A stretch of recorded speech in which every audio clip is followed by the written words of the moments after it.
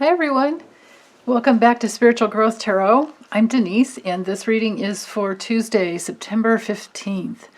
So 5 cards for the day. The middle card's going to be the theme, and as always, opening to the laws of truth and love in the cosmos and the limitless abundance of the universe.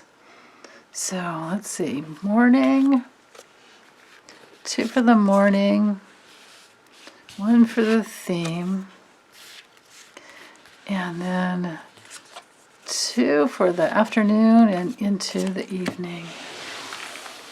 Okay, so we have the King of Cups reversed, the High Priestess reversed, the Page of Cups straight up, the World reversed, and the Two of Pentacles reversed. Okay, so with the theme, the overriding theme, the message is to know that within your imagination, so trust your imagination because it's your creative center. You know, we can't create anything without imagining it first. And as long as it's within reason, we can create anything. So, excuse me. This card is all about creating new things. It applies to artists of all types, but or all types of art. But I believe that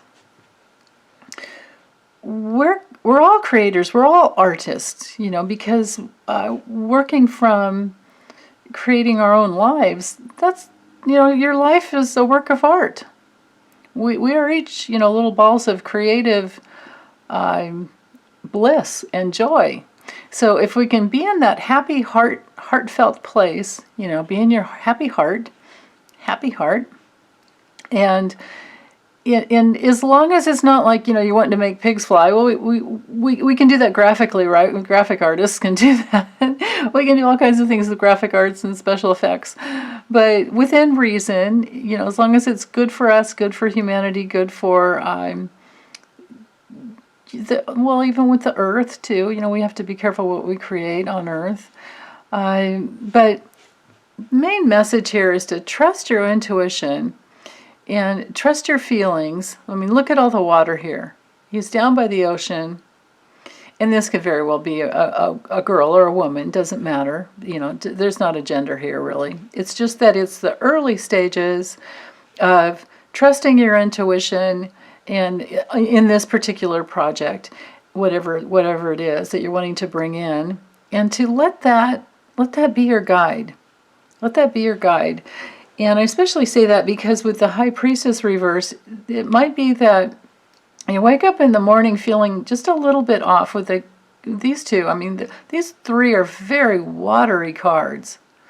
And water to me is all about intuition and, you know, our spiritual fluids, you know, that change and flow and heal. So with the King of Cups for the morning, it just might be that place where you wake up from a weird dream and you're trying to figure it out. And you know, he's very, you know, straight up. He's extremely intelligent. And again, not to lay a gender on this, but we're in the realm of organizing. The kings, they make decisions and they organize. So, and the queens do as well, but the queens are more nurturing about it and they're more receptive. But with the King of Cups, I have to say that he's the most receptive. And it's you know, there's emotional intelligence that comes through here. And that place where, because he's gone through all the hard times emotionally, he knows what that's like, and he can help other people. So this is often one of the therapist cards in any type of, you know, healing arts professionals, you know, psychotherapists, therapists, spiritual therapists, you know, Reiki. anybody that does hands-on type of work. But also sometimes they're attorneys too. And if it is an attorney, he's a really caring attorney. The emotional factor would come through a little bit, or the feelings, So when it's reversed, this might be a morning where you're having a little hard time connecting in, or maybe somebody that had supported you in that way, as in, any type of a therapist or doctor, that maybe they're not available in the morning. If this was a doctor's appointment, there's a rescheduling. Just on the mundane level, I'm seeing that. But coupled with the High Priestess reversed, there's a major message here that you really, really need to go inside and know that you can create anything that you want, but you have to let your imagination flow. And then to go inside and do your due diligence with your higher self as far as when it comes to decisions and timing, and maybe this card could also say, don't be silent anymore. Maybe this card could be, you need to speak to someone. Maybe you need your therapist to help you do that, or a very caring friend, and let their wisdom, help you get back into your wise place. And not that we're ever out of it. It's just like a mental thing that comes in every once in a while. But with because when she's straight up, look at the flow there. Look at the passionate flow, and look at the higher self, the channel. There's a channel here. And this often, has to do with sixth chakra, fifth chakra, throat chakra. And that's why, sometimes it means to be silent and keep silent and meditate. And then, till you find the right words. But because it's reversed, I think the message is actually to not be silent, to speak up. You can even go through in your mind, you can imagine how you want the conversation to go. Like, let's say it's a difficult subject and an emotional subject that you're having to address in the morning with someone. And you know that you can't be silent anymore, and you've decided you need to speak up. Well, the Page of Cups can help us imagine how we want it to go before we even start the conversation. So it could be, meditation and feeling your way into what it is that you're really wanting. I think that's it. And then for the afternoon, there's something that's not finished yet, and that's okay. That's okay, because we have days like that all the time, right? We just can't finish everything in one day. And then at nighttime, you might be juggling, these things that you couldn't finish, and you can't forget about the things that you still need to do. But this card has to do with getting your priorities straight, really prioritizing what it is that you want to accomplish. And to let go of having to finish everything, by the end of the day before you can relax. Like, that can be a major obstacle to living your life in a balanced flow. So back up off yourself a little bit, right? Especially the later it gets at night, you got to really just let go. Make the list,